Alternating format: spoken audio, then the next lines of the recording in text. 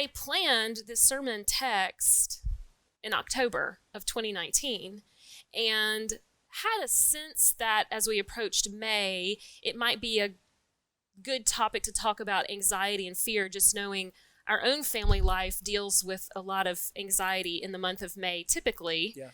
And then sending child number 2 off to college, that it would be good for my soul to be grappling with the topic of fear and what Jesus speaks to in fear, having no idea that, of course, we'd be dealing with a worldwide pandemic. So I think sticking with the topic of fear is okay. I think it's relevant. Plenty of anxiety and fear to deal with. So, not in chronological order, but our story is the one where one of the stories of Jesus being on the open water with the disciples taking a boat from one shore to the other, and we really don't have a lot of context in Luke about what they were going to do. Luke just simply says, one day they got into a boat, and this windstorm comes up. And I've heard different preachers or authors talk about the size of storms that can come up on this particular body of water, and how big and frightening they can be. I don't recall having ever been on a boat in a storm, but I can recall being on a plane in a storm. I can recall being in a car in a storm, and even in a house in a storm. Yeah. And some storms are really, really frightening.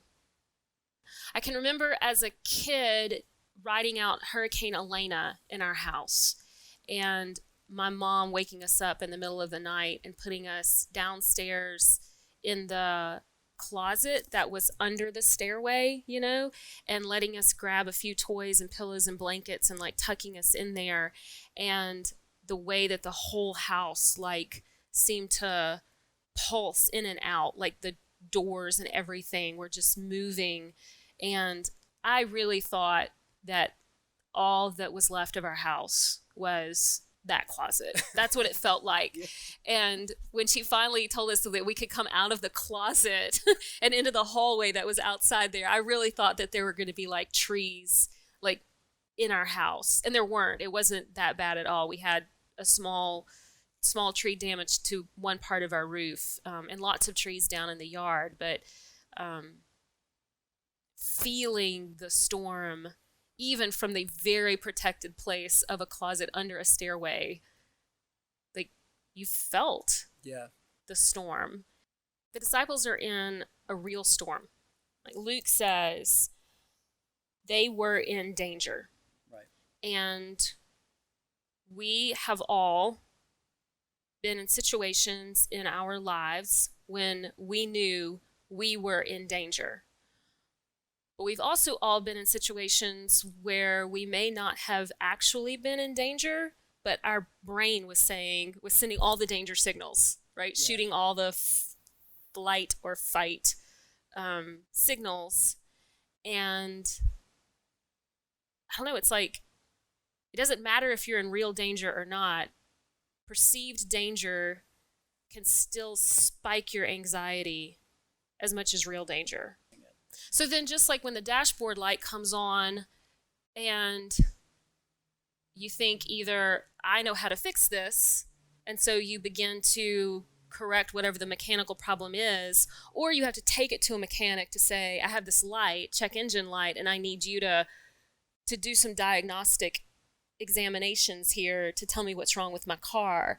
I would say maybe taking the time to work that out in our own selves when that fear light comes on is the difference between letting fear be healthy and letting fear control us and letting it just trigger anxiety where we start doing the anxious things. Yeah, I think that's one of the strange things about this season where we are experiencing quarantine from each other because of the pandemic.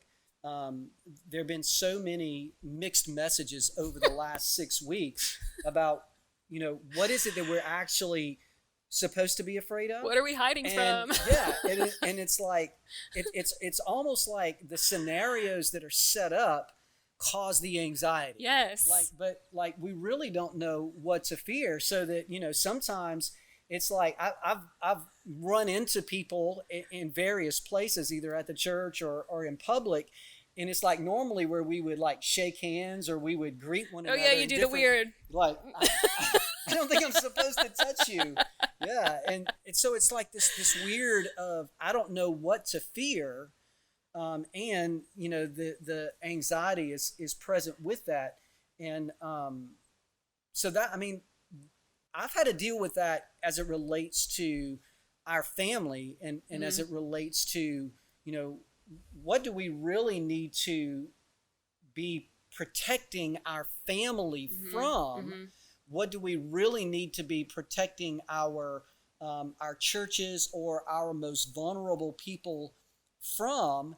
And do we really need to have fear as it relates to our financial situation, our food supply, our toilet paper supply? It's like, are these really things to fear? Yes. And I choose not to watch a lot of news because I don't want to know all of the potential things that I need to be afraid of. Like, Top that's 10 not healthy. things to be afraid of today. That's not healthy for me, to do that. And so I just kind of try to take it day by day and stay out of things that would cause me to fear. So I don't know if you know this about me, but my mind goes a lot. Okay. And so sometimes my mind wakes me up at 3 a.m. to be like, hey, we need to talk about something. Yeah. And then sometimes it doesn't wake me up. We just have crazy dream conversations. Crazy dreams, yeah. And I hear this is a common phenomenon right now. Everybody's having either the 3 a.m. wake up call or the crazy dreams. But crazy dreams have been a friend of mine for a long time, like vivid dreams for a long time. So one of the things that I've learned, though, at 3 o'clock in the morning when anxiety wakes me up and taps, is to address it.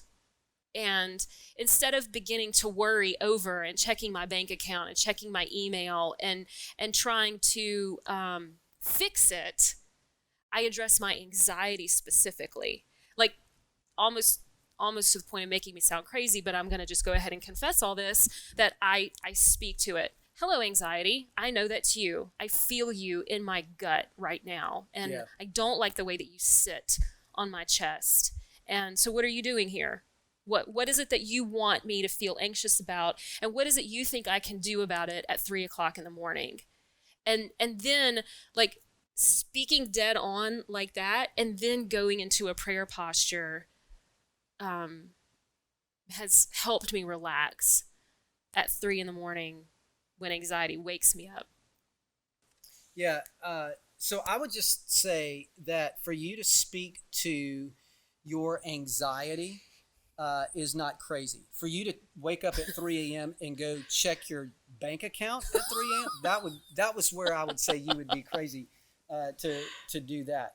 But the real part, I think, is where for those of us who struggle with depression, anxiety, addiction, and those sorts of things, we have experienced real situations during this last 6 weeks that we've had to address because of that. So there are ways that in our recovery, in our learning how to be healthy, learning how to think differently, renewing our minds, those sorts of things, we've had to do, related to like what, help me out here, like exercise or running.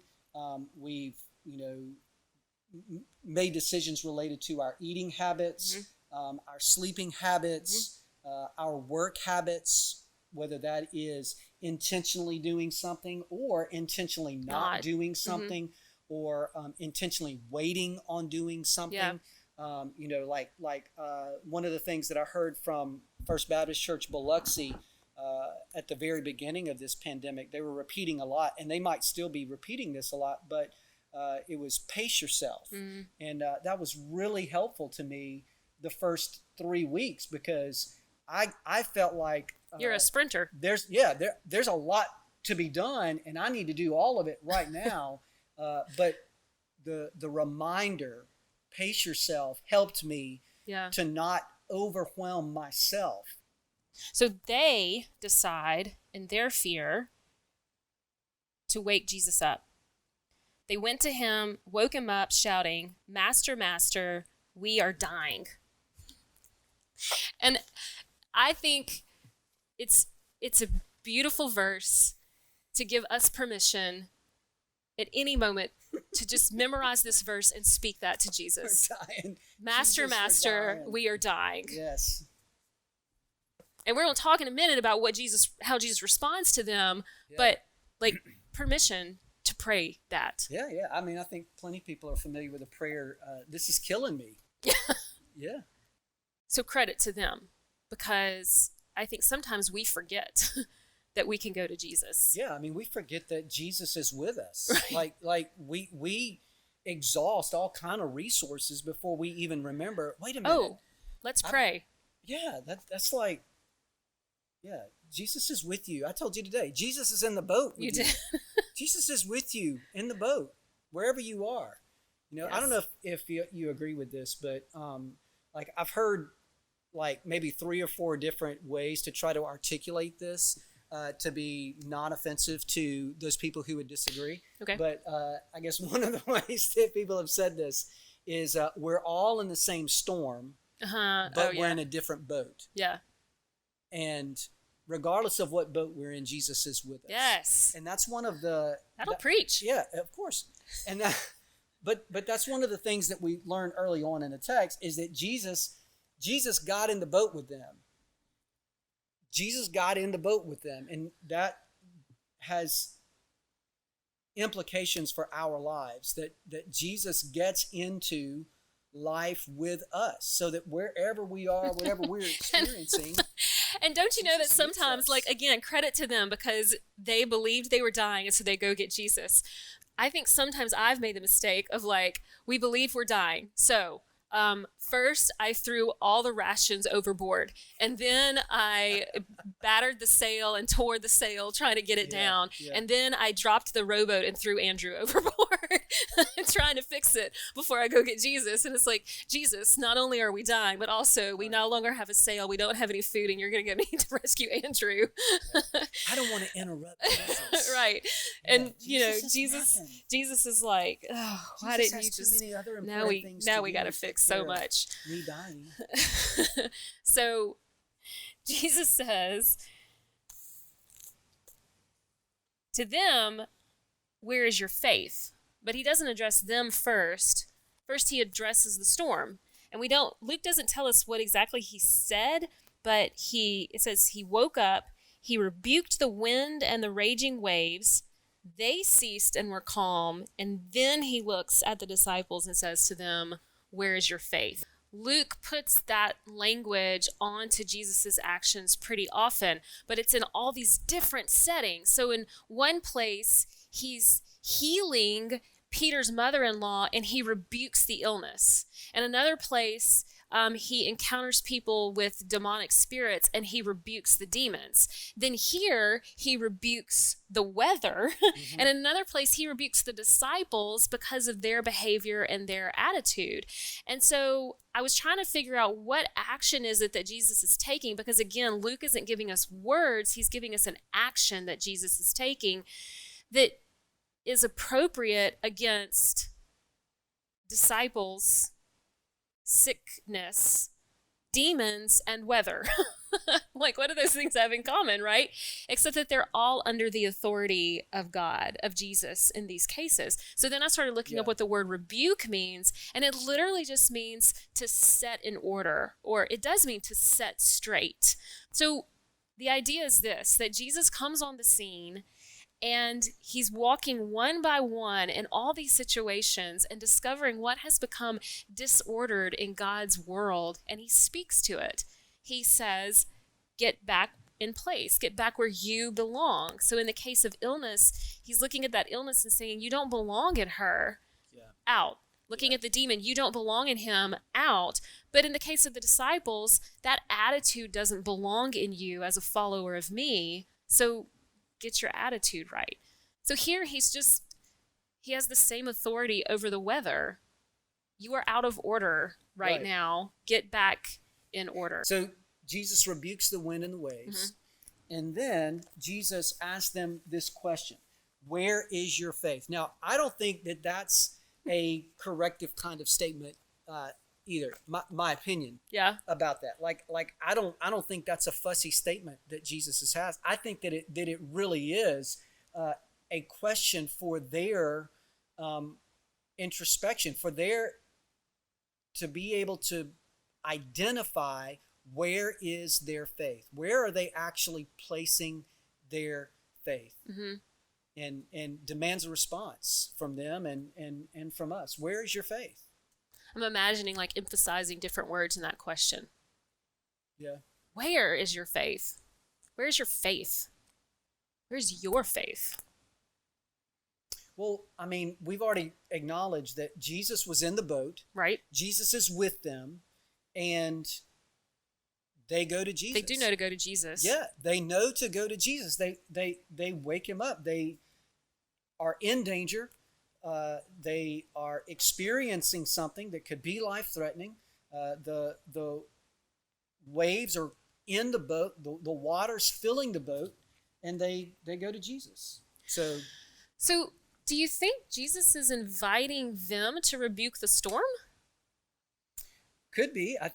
I think that Jesus is in some way revealing to them,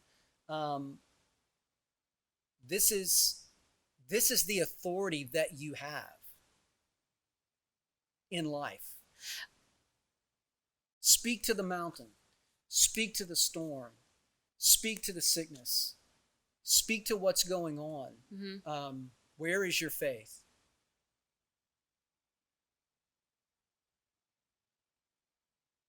Speak to the thing, and or also, not sure there which one, speak to the fear. Yeah. Because the fear is the lens that I'm looking through to see whatever that is. The mountain, the storm, the sickness. And Jesus is sleeping in the same storm. He's just not afraid of it. I had a coach a planting coach that would often do the mental exercise with me of what's the worst thing that can happen. Okay, so you're afraid that no one's going to show up for church. What's the worst thing that can happen? Well, no one shows up for church, so there's no offering. What's the worst thing that can happen? There's no offering, so there's no paycheck. What's the worst thing that can happen? There's no paycheck, so there's no rent or food. Yeah. What's the worst thing that can happen? And like really make me name the worst case scenario. She was like, you do realize that the end of your story every time is you go home to Jesus. Right. That's the worst thing that can happen. Follow it all the way through. Follow it all the way. Yeah. And like I certainly don't want to be too morbid, and I don't want to dismiss all the tragedy that would be from start to finish there, or welcome any of it. I would much rather just rebuke the storm and have the sunny day. Yeah. But I wonder if that's part of the question. In Luke 12, he talks to the disciples and the crowd too about where you're placing your fear. What is it that you're afraid of? And he says, some of you are afraid of this, and I would tell you, you don't need to be afraid of that. I would say that there is some legitimacy around being afraid of evil, of darkness. But I'm also telling you, you don't have to be afraid of that either, because you've got me. You got your Father, and your Father holds you in great value. Your Father even knows how many hairs you have on your head. Your Father, who loves and takes care of little sparrows that have very little value commodity-wise in that world, holds you in much higher esteem. Your life matters to more than just you. Your life matters to the God of creation who can speak to the storm. So, is that something that I can say to my fear? How would you say that? Like, what would it sound like? It would re-lens my vision or recolor the fear I'm afraid of, and naming whatever that is. I'm afraid of this illness taking my life. I'm afraid of this economic situation causing great harm to our household. What am I afraid of? And so Tom Wright says that the disciples in this moment get to learn that either we trust Jesus or we're left at the mercy of the storm. And left at the mercy of the storm, it rips us apart. The fear rips us apart, and we probably end up doing more damage to ourselves in the throes of fear than the storm ever would. I mean, that goes back to the stuff you were saying before about addiction and anxiety and all of those things creating or worsening the situation. Luke points out that the disciples are still afraid after the storm subdues. They are afraid and amazed. But now the fear is more around, probably more like awe of we are still realizing at this point in the story who this man is. And as a matter of fact, that's the question that Luke puts into their mouth. Afraid and amazed, they say to one another, who is this that he can command even the winds and the water that obey him? And of course, that's the question that Luke is asking and answering for all 24 chapters. Who is this man? Jesus is the one who can be trusted and obeyed in all of that. Who is this man? He's present and he's powerful. That's a lot right there. So we basically asked these three questions. Identify your fear. What is it that you're actually afraid of? Mm-hmm. And what's the worst thing that can happen? Where is that fear taking you? If Jesus were to speak a rebuke to me, to put me in my right place, where is it that I'm out of place, and where is it that I need to be put back into a right place? And then where is my faith? Really identify, what am I putting my faith and my trust in? Am I trusting Jesus, or am I leaving myself to the mercy of the storm? Mm-hmm. I want to invite you to ask any of those questions. If you want to tackle all the questions, tackle all the questions. But if you want to just take on one of those questions, any of one of them, I think would be helpful in the midst of where we are. Thanks so much for framing that for us, so that we've got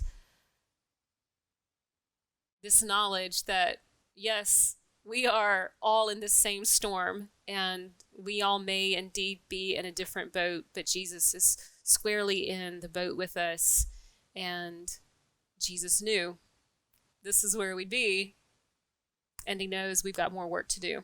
Yeah. So we can trust him. We can trust him. And most importantly, I want to invite you to know and believe that Jesus is both present to you and powerful in your life against anything and everything that brings you fear.